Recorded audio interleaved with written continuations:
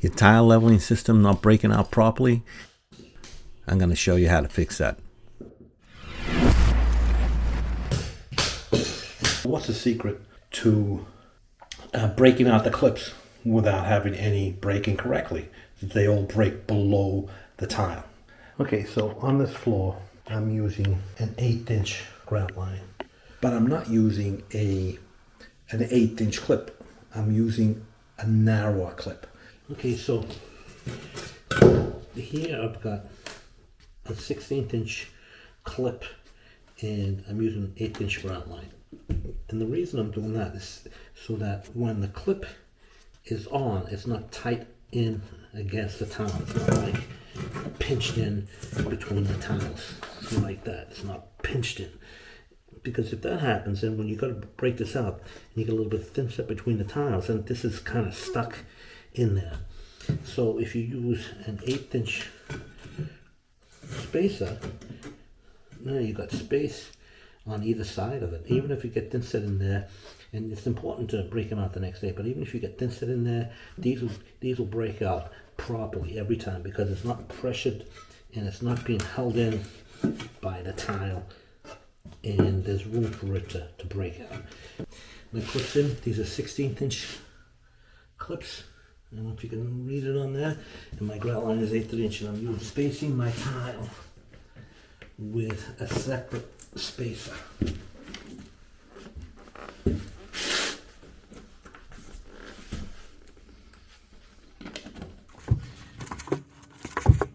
Don't forget to like, subscribe, and hit that notification bell.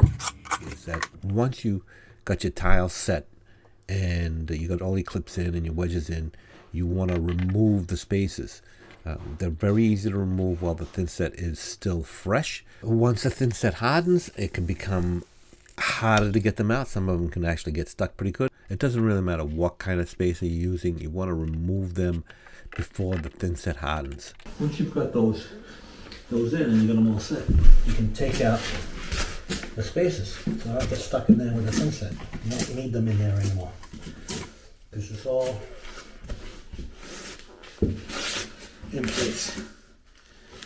What that gives you, see, I haven't put this one in here. See, that's got room to move. It's not stuck in there. So I actually prefer to use the 1mm clip or 1/32 for every job, but as long as you use a clip that is smaller than your grout line, you shouldn't have a problem. The reason I like the 1mm clips is because the plastic is very thin, and none of them will ever get stuck. They will always break out correctly.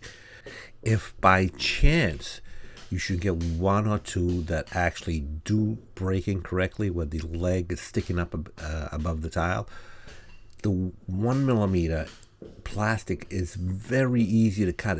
You can just slice right through it with a utility knife and cut it out.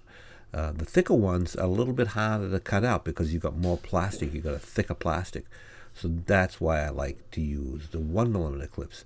So my suggestion is to just simply buy 1mm clips, no matter what type of system you're using, and then supplement those with your favorite separate regular spacer. A wedge will work, a horseshoe spacer will work, a T-spacer will work, any kind of spacer really. Normally, if you have an 1/8" clip for an 1/8" grout line, you'll get significantly more clips not breaking out the way they should. So just to show you how well this works, I have a couple of clips here that are all buried in thin set all around the clip, and they're all like stuck in there.